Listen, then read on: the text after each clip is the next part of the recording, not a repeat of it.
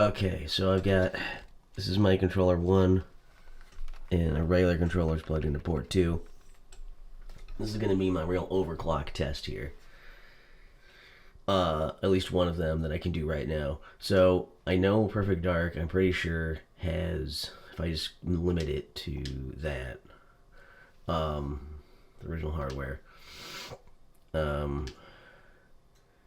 and do the co-op mission or whatever, the campaign stuff, I remember it being very, very sluggish and slow.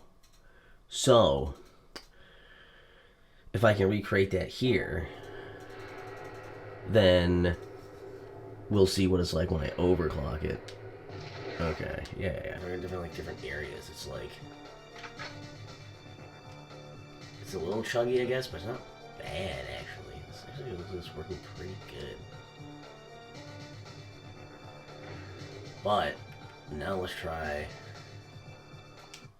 it again, and now let's overclock it, and let's make it unleashed.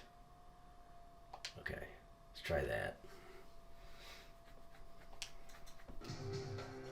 And this seems to be pretty smooth. So I don't know how definitive any of this is. It's not like it looks amazing or anything, but it looks good. It looks fairly smooth to me. Is this gonna take me around? Is this gonna slow down at all? Not really. I'm covering ground too. Like, so this is pretty impressive, I think. Intruder alert. Oh man. As long as we're here, I will bring this back to default for that stuff, but I'll now turn off the expansion pack, if it lets me. Okay. And then I'll see how that looks here, because it should boot it up so I only have like the combat simulator now. Is that not detected? And is this beginning different too? I don't know. I assume they won't show the intro thing because the campaign isn't on this.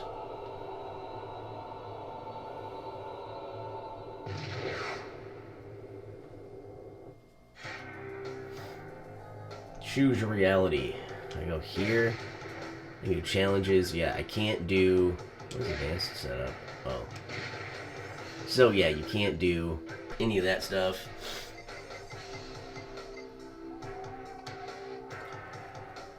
So that does work. So that's interesting. Just want to check that quick. So that stuff does work.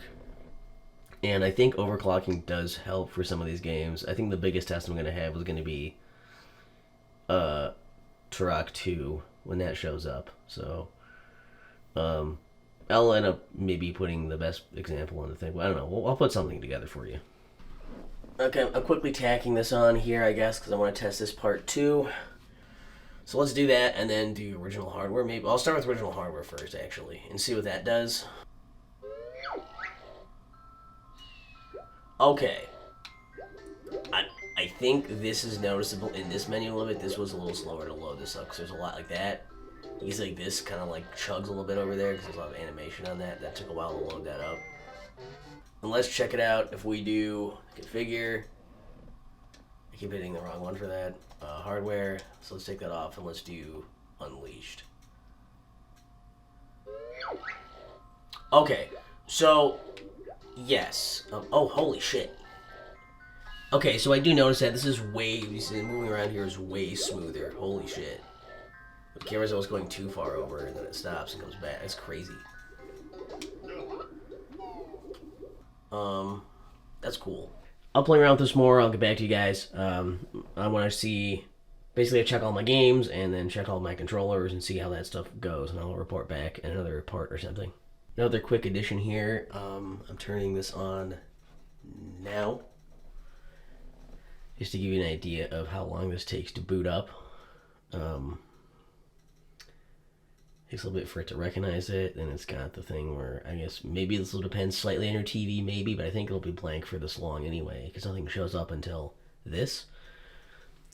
So I just wanted to show that. So it doesn't take like a super long time to boot, but like obviously longer than a real N64. So I know there's more going on, but just something to be aware of. And I also wanted to show this just because I don't know if, not only fiddling around, if you saw all these things.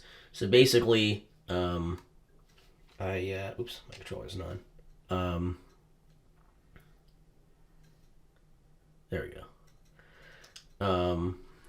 So I have these things. I remembered it this time. So these are hardware things. You can have your virtual expansion pack on or off. I think most of the time you'd want that on. There's very few occasions where you wouldn't want that unless you played a game without it, or there's some advantage to it, I guess. These are the defaults. The only thing it's not is this hardware thing. So usually this is like this. And this is overclock is auto. You can do enhance plus, or unleashed. You can turn on this. You can disable anti-aliasing and the texture filtering. You can change 32-bit color on or off, or auto or off. It's set to auto by default, I think. Oh no, it's off as the default actually. Okay. And then deblur. So I think defaults are like that. And then for display, I want to show this because, so the one it starts you on is BVM, and you can change these to consumer off. For those, you can have this on or off. Edges can be soft or hard there. Maybe fill, integer plus. Image fit can be original, stretch, or cinematic zoom. And then this, kind of the same stuff. CRT, you can change these again to the same things, but they're all kind of similar, but they have a different look and feel to them. And then scan lines, doesn't have any of those things. And then clean, and on clean you get some other options because you can get, well actually I was gonna look at this. Does it say here in CRT? I thought they had a different thing here for CRT also. Maybe not. Maybe I'm crazy. And here, oh yeah, you can just do tube or modern for the gamma transfer. You can do this is that. I don't know the difference actually what these are, but if you're a nerd, you probably do. You probably look them up. You can change the sharpness to from very soft to very sharp. And then these are the same. Just wanted to show that those are all of the things. And last I was playing with CRT. I think that looks pretty good. I think that the overclock thing is nice to make your games, work well enough. But if you want them to be really strictly like the original would play, I like that you have that option with the Force original hardware lock on there. I just wanted to quick show those off, just because I don't know if I showed off all of those things yet. Just that's a quick reference. Hopefully that helps. Another quick thing I was just going to add on here, because I'm testing a bunch of games out right now, and it keeps all your games up here unless you want to remove them. I don't know, maybe later it will work. They don't show anything for it says added and playtime, and those don't seem to be doing anything. So that must be something planned for the future. So I don't know that there's much need for this library. I know when a cartridge comes in and it's doesn't recognize it as anything, instead of just not listing it, it says unknown cartridge, so that's what I removed.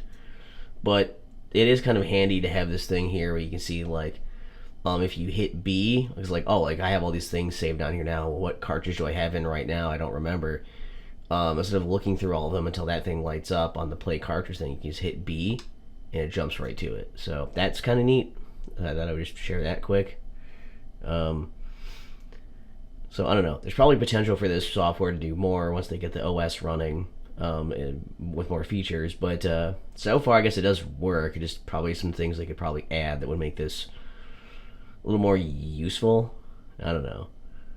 Right now, I don't see the point to some of these features. So hopefully there's something that's planned for the future. It's just a quick thing, in case I was incorrectly saying it before. I thought you couldn't switch off Rumble or anything, but you actually can. So you see in Conquer here, it says insert Rumble pack. If you hit the minus button up here, You can do that, and it makes a virtual rumble pack. So you can do that, rumble pack.